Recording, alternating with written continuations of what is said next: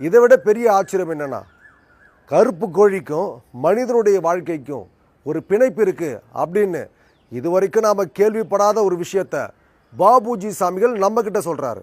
சத்ரு சம்ஹார பூஜையின் பிரதான நோக்கமாக இருப்பது நம் வாழ்வில் ஏற்படும் நேரடி மற்றும் மறைமுக எதிரிகளை அறவே ஒழிப்பதோடு பின்வரும் காலங்களில் எத்தகைய எதிரிகளின் தொல்லைகள் ஏற்படாமல் தடுக்க வல்லது.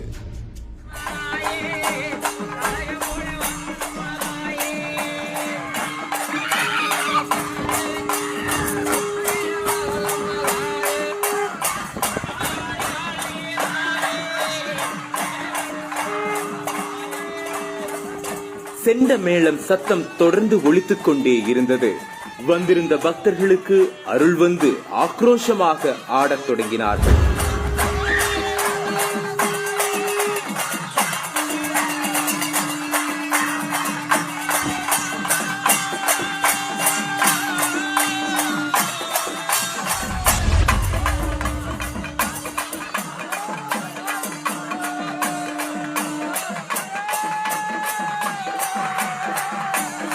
பின்பு ஆடுகளை பலி கொடுத்து வந்திருக்கும் பக்தர்களுக்கு தலையில் கை வைத்து ஆசீர்வாதம் செய்தார்.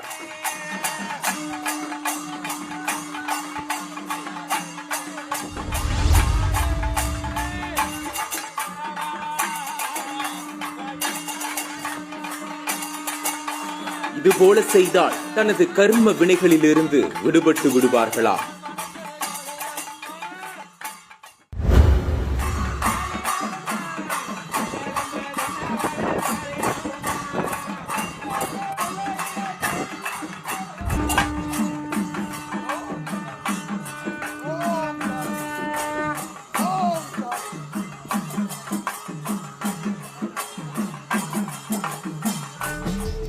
ஓமகுண்டம் முன்பு சக்தி வாய்ந்த கலசமும் அதில் நாக தீர்த்தமும் வைத்திருந்தார்.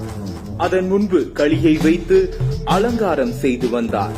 அதற்கு அசைவ படையில் வைத்திருந்தார் பாபுஜி சுவாமிகள்.